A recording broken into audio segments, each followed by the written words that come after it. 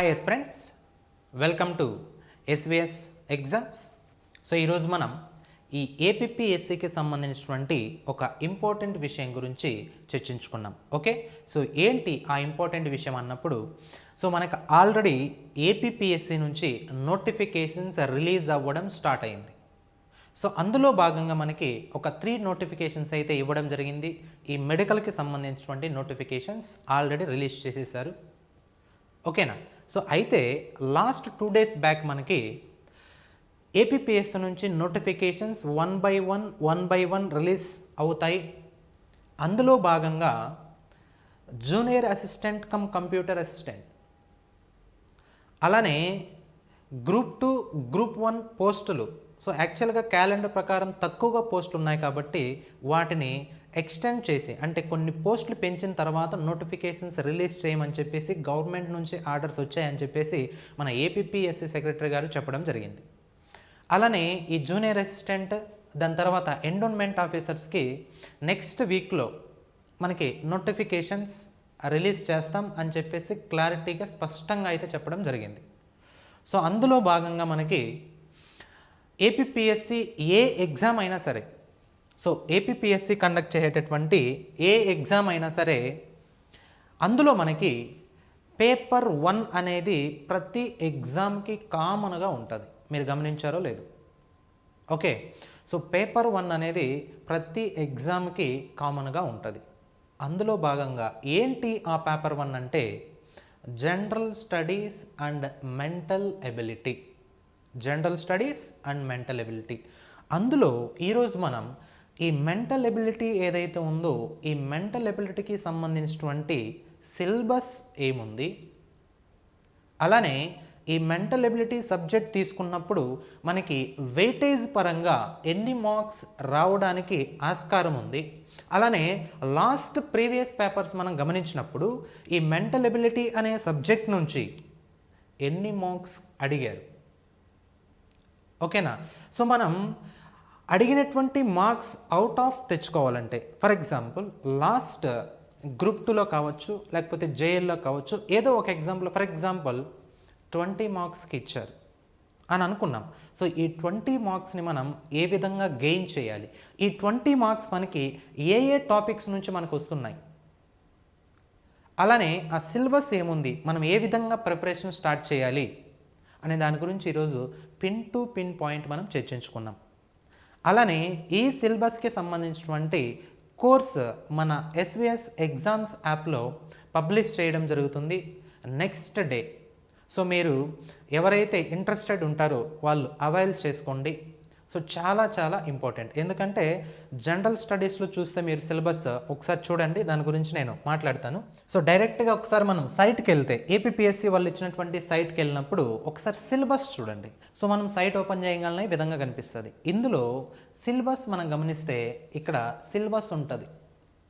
ఇక్కడ ఈ సిలబస్ కన్నా మనం క్లిక్ చేసామంటే సో సిలబస్కి సంబంధించినటువంటి ప్రతి నోటిఫికేషన్కి సంబంధించినటువంటి సిలబసెస్ కనిపిస్తాయి. సో ఇక్కడ ఏమి ఇచ్చారంటే ఫస్ట్ స్కీమ్స్ అండ్ సిలబస్ అని ఇచ్చారు. ఇందులో schemes and syllabus for the post of medical officer ayurvedic సంబంధించి ఆల్రెడీ నోటిఫికేషన్ రిలీజ్ చేయడం జరిగింది. సో దానికి సంబంధించినటువంటి సిలబస్ అది. దాని తర్వాత scheme and syllabus for recruitment to the post of executive officer, అలానే grade 3 in AP endowment sub service. So ఇది ఎప్పుడు ఇచ్చారంటే ఇక్కడ మనకి చూడండి, గమనించండి, పబ్లిష్డ్ ఆన్ 19/2/2021. ఓకే, సో యాక్చువల్గా మనకి ఎండోన్మెంట్ ఆఫీసర్స్ నోటిఫికేషన్స్ రావాలి, సో తొందరలోనే వస్తుంది కాబట్టి ఆ సిలబస్ ఏంటంటే ఇక్కడ ఇచ్చారు. ఏంటో ఒకసారి గమనించండి. సో సిలబస్ ఏంటంటే జాగ్రత్తగా చూస్తే మనం ఇక్కడ సో పేపర్ 1 ఇక్కడ చూడండి, paper 1 written examination objective type bachelor's degree standard. So ఇక్కడ పేపర్ 1 ఒకసారి గమనించండి. పేపర్ 1 ఏమిచ్చారండి ఇక్కడ?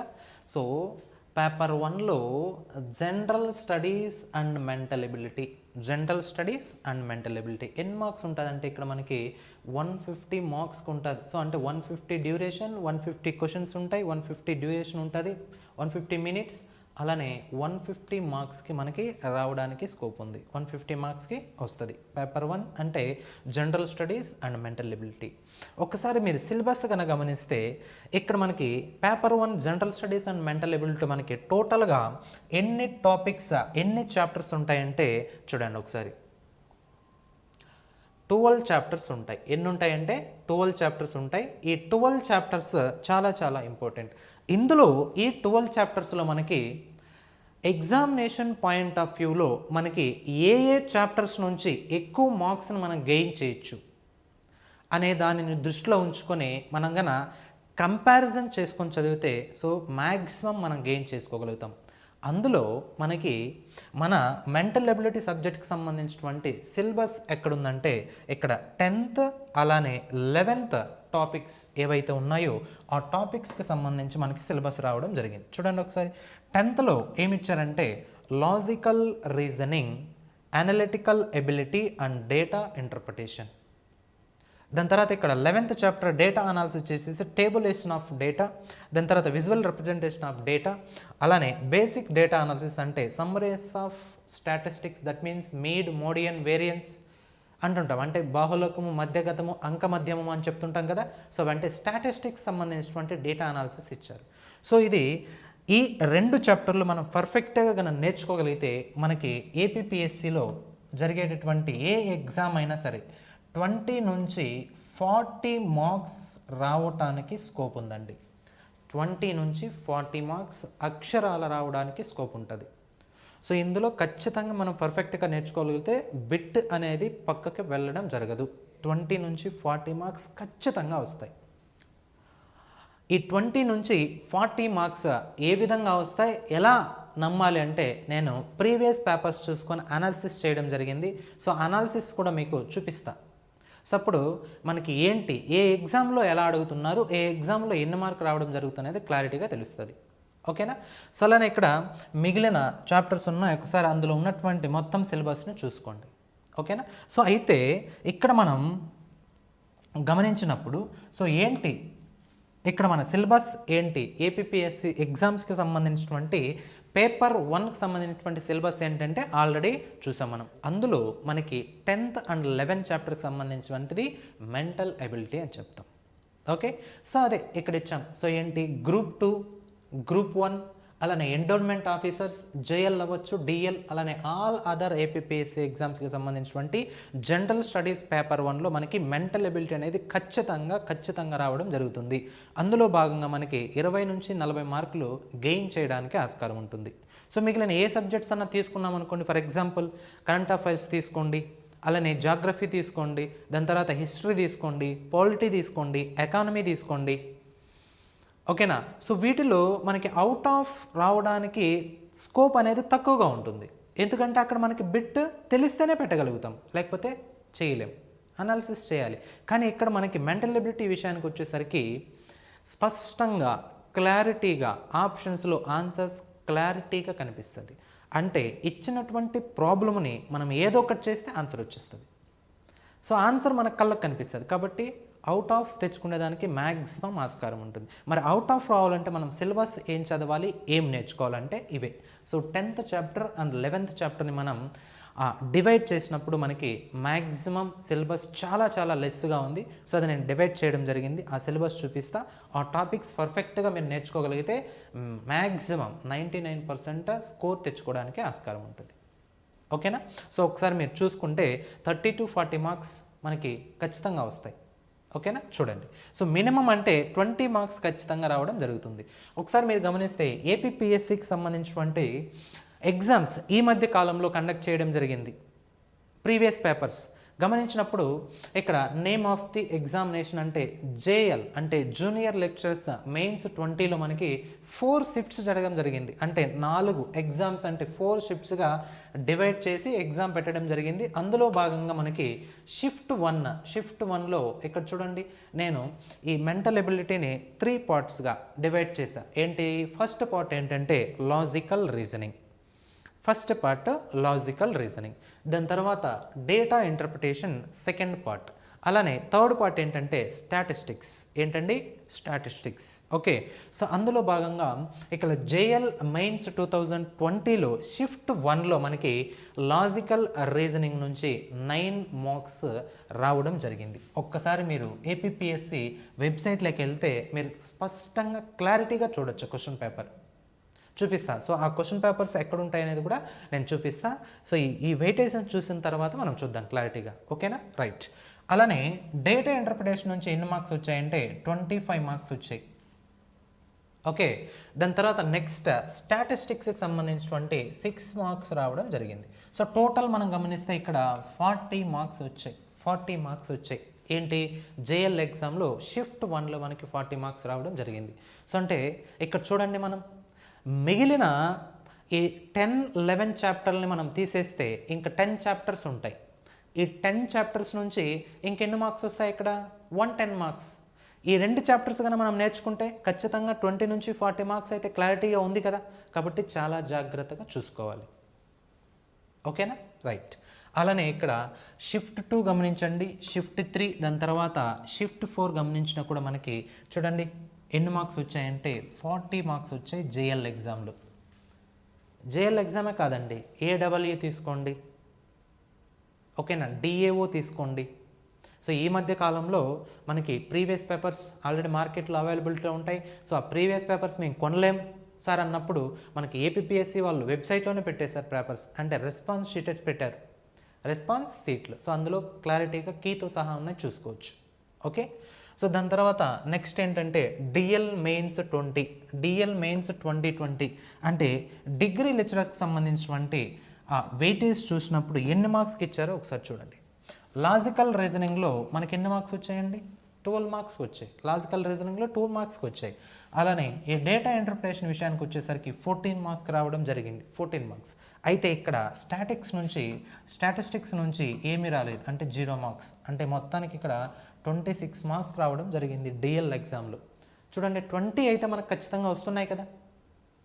ఓకే. అలానే దాని తర్వాత నెక్స్ట్ ఏంటంటే DAO, divisional accounts officer. So mains గమనించినప్పుడు 2020లో, అయితే కూడా 2020లోనే జరిగింది. సో అయితే ఇక్కడ లాజికల్ రీజనింగ్లో మాత్రం 7 మార్క్స్కి వచ్చాయి. అలానే డేటా ఇంటర్ప్రిటేషన్లో చూడండి, డేటా ఇంటర్ప్రిటేషన్లో మనకి ఎన్ని వచ్చాయంటే 27 మార్క్స్కి వచ్చాయి. 27 మార్క్స్ వచ్చాయి. ఇక్కడ స్టాట్స్లో 6 మార్క్స్కి వచ్చింది. మళ్ళీ స్టాట్స్లో ఎన్ని వచ్చాయి? 6 మార్క్స్కి వచ్చాయి. అంటే ఇక్కడ మళ్ళీ మనకి 40 మార్క్స్కి రావడం జరిగింది. డిఏఓలో మళ్ళీ ఎన్ని మార్క్స్కి ఇచ్చారంటే 40 మార్క్స్కి ఇచ్చారు. ఓకేనా. దాని తర్వాత ఇక్కడ గెజెటెడ్ పోస్టులు, అలానే నాన్ గెజెటెడ్ పోస్టులు మీరు చూసే ఉంటారు, చాలామంది అప్లై చేశారు, రాశారు కూడా. సో ఈ గెజెటెడ్, నాన్ గెజెటెడ్ పోస్టుల్లో కూడా లాజికల్ రీజనింగ్లో ఇక్కడేమో 30 మార్క్స్ వచ్చాయి గెజెటెడ్కి సంబంధించినటువంటి ఆ పోస్టర్స్లో.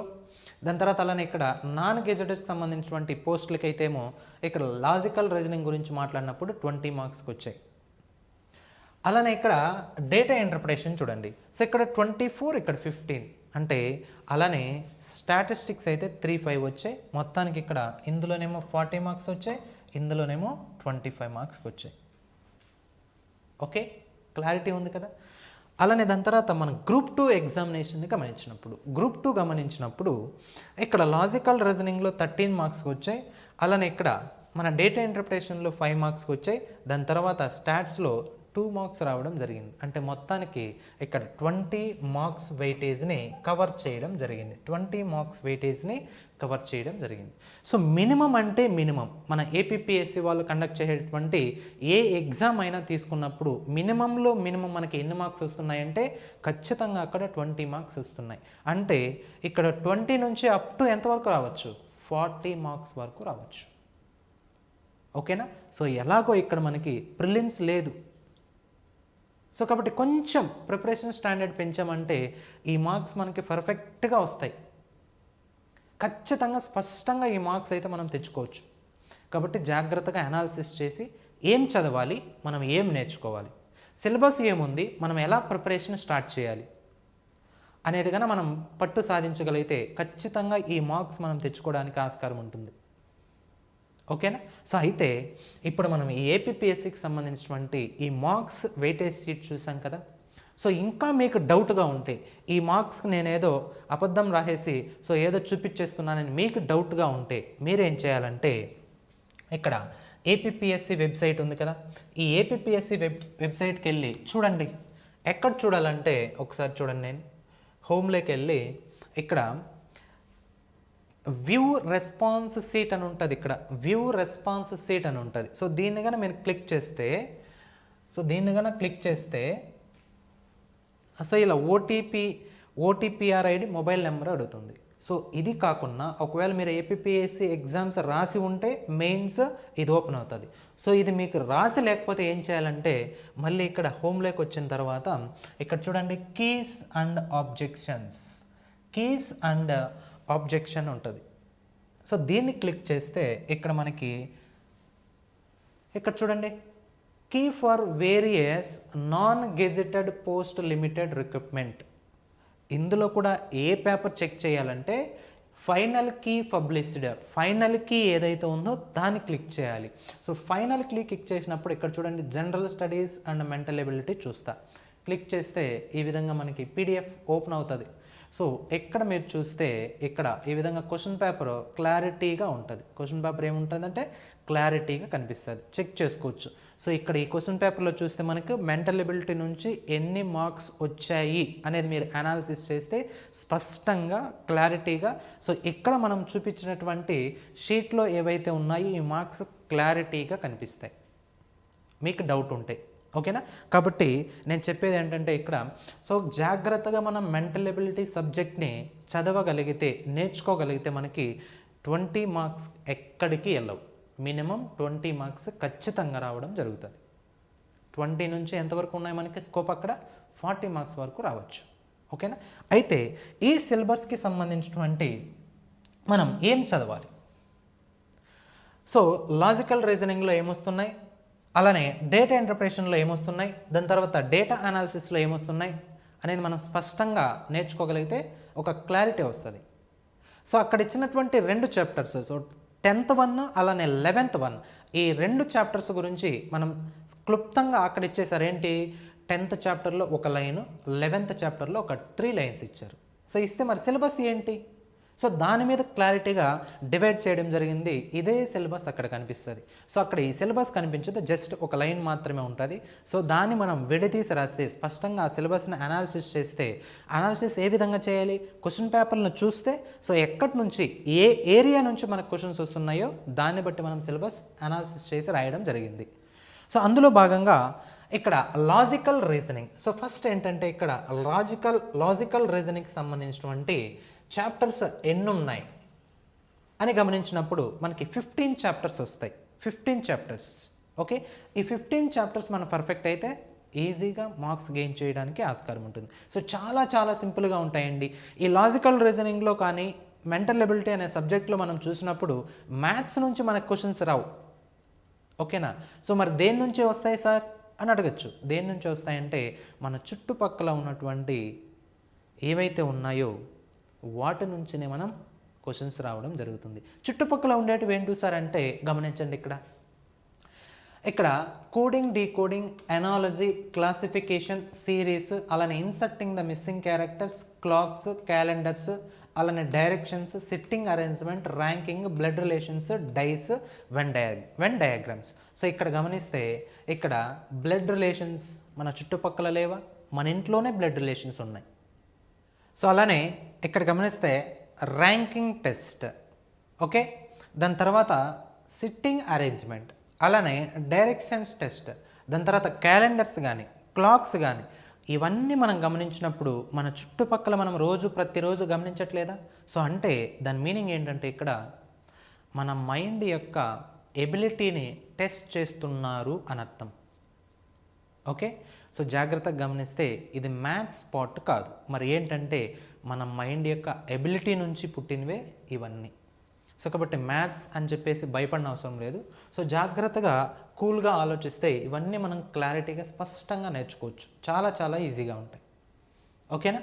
సో ఇక్కడ ఫస్ట్ చాప్టర్ ఏంటంటే alphabetical test and number sequence test.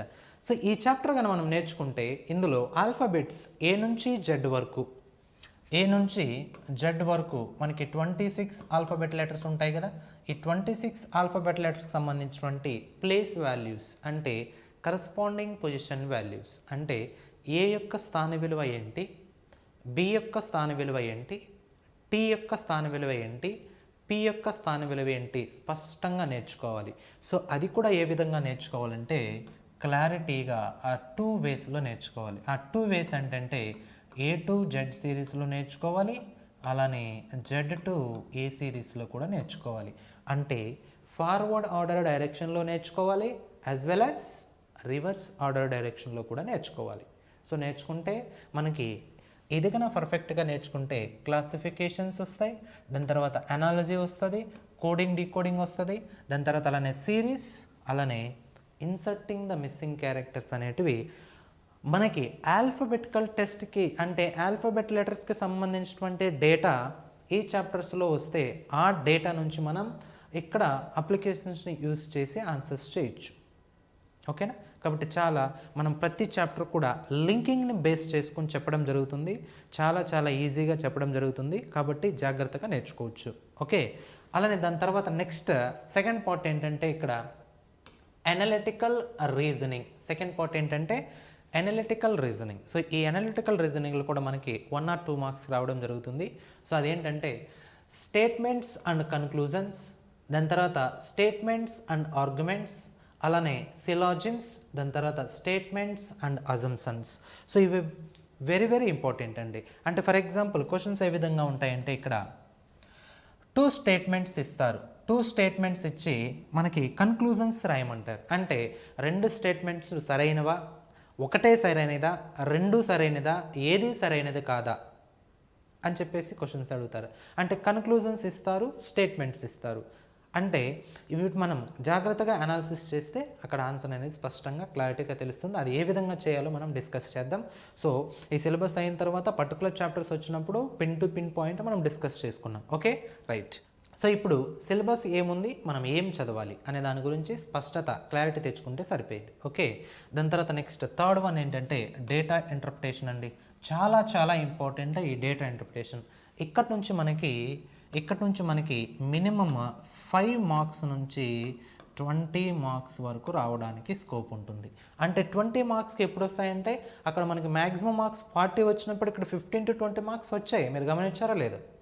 కాబట్టి మినిమంలో అంటే మినిమం అంటే ఇక్కడ మనకు 5 మార్క్స్కి వస్తాయి. సో ఆ 5 మార్క్స్ కూడా ఎక్కడి నుంచి వస్తాయంటే పై చార్ట్స్ నుంచే వస్తాయి, లేకపోతే టేబుల్స్ నుంచి రావచ్చు, అలానే బార్ గ్రాఫ్ నుంచి రావచ్చు, దాని తర్వాత లైన్ చార్ట్స్ నుంచి రావచ్చు. అంటే ఈ 4 చాప్టర్స్ మనం పర్ఫెక్ట్ అయ్యామంటే ఇక్కడ నుంచి మనకి ఏమొస్తాయంటే మినిమం 5 మార్క్స్ వస్తాయి, మ్యాక్సిమం 15 to 20 మార్క్స్కి వస్తాయి. చాలా చాలా ఈజీగా ఉంటాయి. జస్ట్ ఇక్కడ ఉన్నటువంటి పై చార్ట్స్ అవ్వచ్చు, టేబుల్ అవ్వచ్చు, గ్రాఫ్స్ అవ్వచ్చు, అలానే లైన్ చార్ట్స్ని క్లారిటీగా స్పష్టంగా మనం గమనించగలిగితే అందులోనే మనకు ఆన్సర్స్ ఉంటాయి. ఏం అడుగుతారండి, ఒక 2 కంపెనీలు ఇస్తారు. ఓకే, ఆ కంపెనీలకు సంబంధించినటువంటి అవుట్పుట్, సపోజ్ ఫర్ ఎగ్జాంపుల్ కార్ల కంపెనీ అనుకోండి, హుండాయ్ కంపెనీ అవ్వచ్చు, లేకపోతే ఈ మధ్య కాలంలో మన ఏపీలో ఫేమస్ అయిందంటే కియా కార్స్. సో వాటికి సంబంధించినటువంటి మ్యానుఫ్యాక్చరింగ్కి సంబంధించినటువంటి డేటా ఇస్తారు. సో పలానా కంపెనీ ఈ సంవత్సరంలో ఇన్ని ప్రోడక్ట్స్, ఇన్ని కార్లను తయారు చేసింది, అయితే నెక్స్ట్ 2 ఇయర్స్లో ఇన్ని కార్లను తయారు చేసింది అనేసి వాళ్ళే డేటా ఇచ్చేస్తారు. ఆ డేటా ఇచ్చి పలానా సంవత్సరంలో ఉత్పత్తి ఎంత ఎక్కువ జరిగింది, సో లాస్ట్ ఇయర్ కంటే ఈ ఇయర్కి ఎంత ఉత్పత్తి ఎక్కువ జరిగింది, పర్సంటేజ్ ఎంత అని క్యాలిక్యులేట్ చేయమని చెప్పచ్చు, లేకపోతే ప్రాఫిట్ ఎంత వచ్చిందని క్యాలిక్యులేట్ చేయమని చెప్పచ్చు. ఓకే, ఈ విధంగా రకరకాలుగా మనకి ఏంటంటే రేషియోస్ కూడా అడుగుతారు అందులోనే. సో లాస్ట్ టైం జరిగినటువంటి ఆ ఉత్పత్తి, దట్ మీన్స్ మ్యానుఫ్యాక్చరింగ్కి, అలానే ఈ ఇయర్లో జరిగినటువంటి మ్యానుఫ్యాక్చరింగ్కి సంబంధించినటువంటి రేషియో ఎంత ఉంది అని అడగచ్చు. సో ఈ విధంగా డిఫరెంట్గా క్వశ్చన్స్ అడుగుతూ ఉంటారు. చాలా చాలా సింపుల్గా ఉంటాయి. వాటి గురించి మనం డీటెయిల్డ్గా ఇక్కడ ఈ చాప్టర్స్ వచ్చినప్పుడు మాట్లాడదాం. Okay, right. దాని తర్వాత నెక్స్ట్ ఏంటంటే డేటా అనాలిసిస్. ఇది కూడా చాలా ఇంపార్టెంట్. ఈ డేటా అనాలిసిస్ చాలా చాలా ఇంపార్టెంట్. ఇక్కడ నుంచి మనకి 2 నుంచి 3 మార్క్స్కి అయితే రావడం జరుగుతుంది. సో ఇక్కడ నుంచి కూడా ఇవన్నీ నేర్చుకుంటే ఎన్ని వస్తాయంటే 2 to 3, 2 నుంచి 3 మార్కులు, ఒక్కొక్కసారి 5 మార్క్స్ కూడా వస్తాయి. సో ఇక్కడ మనకి ఆర్ఆర్బీలు కూడా ఇచ్చారండి. ఆర్ఆర్బీ ఎన్టీపీసీ ఎగ్జామ్స్ సంబంధించినటువంటి ఆ క్వశ్చన్ పేపర్లో కూడా మనకు కనిపిస్తున్నాయి ఈ మధ్య కాలంలో. ఇక్కడ ఏం లేదు. ఈ 5 చాప్టర్స్ కానీ మనం పర్ఫెక్ట్ అయ్యామంటే 2 నుంచి 4 మార్కులు వస్తాయి.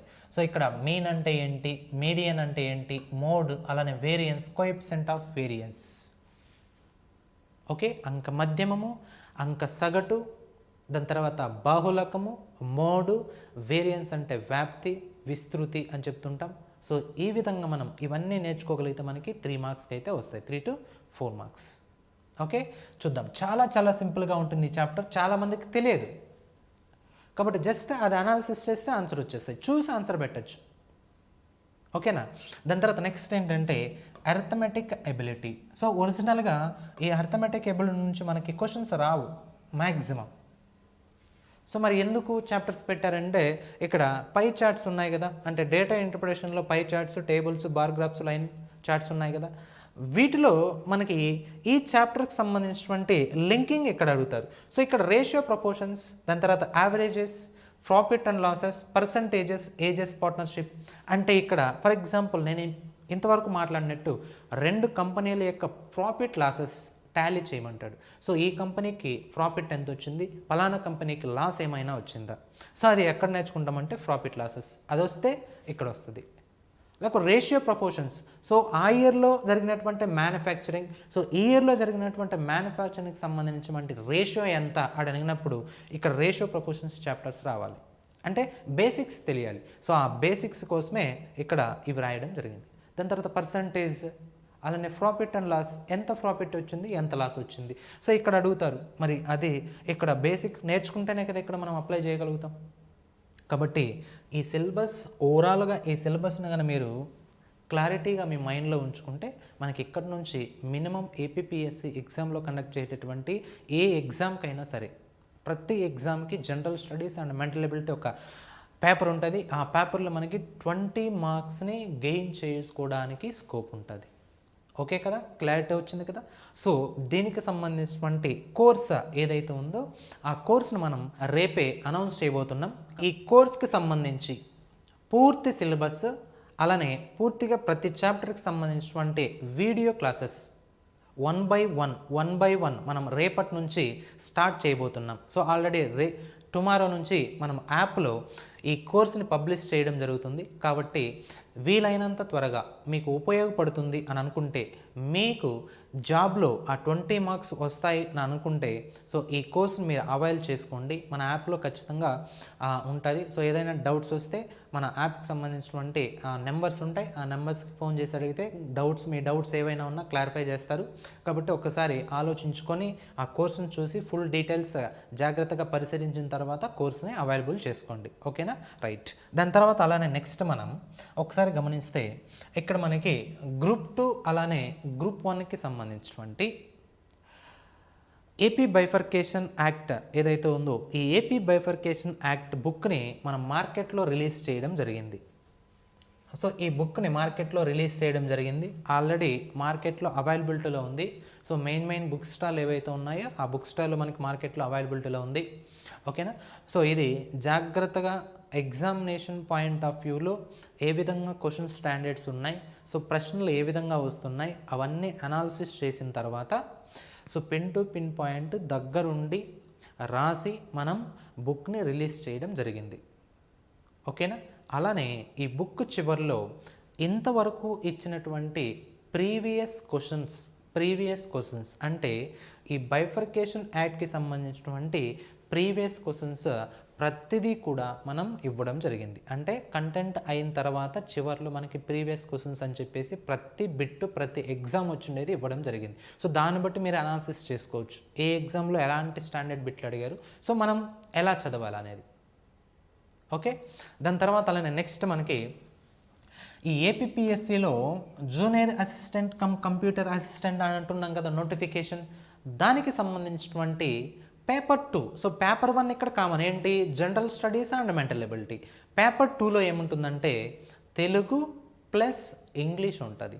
సో తెలుగు 75 మార్క్స్కి ఉంటుంది, అలానే ఇంగ్లీష్ కూడా 75 మార్క్స్కి ఉంటుంది. సో ఈ 2 కోర్సెస్ని కూడా మనం పబ్లిష్ చేయబోతున్నాం. సో రేపు మనం ఇంగ్లీష్ కోర్స్ని దాని తర్వాత నెక్స్ట్ డే తెలుగు కోర్సును కూడా మనం పబ్లిష్ చేయబోతున్నాం. ఒకసారి మీరు మీకు కావాల్సి వస్తే అంటే మీకు ఉపయోగపడుతుంది అనుకున్నప్పుడు సో జాగ్రత్తగా చూసి అక్కడ మనకి క్లాసెస్ ఫ్రీ క్లాసెస్ ఓపెన్ చేసి పెట్టింటాం. సో ఆ క్లాసెస్ చూసిన తర్వాత మీకు నచ్చితే సో అది అవైల్ చేసుకోండి.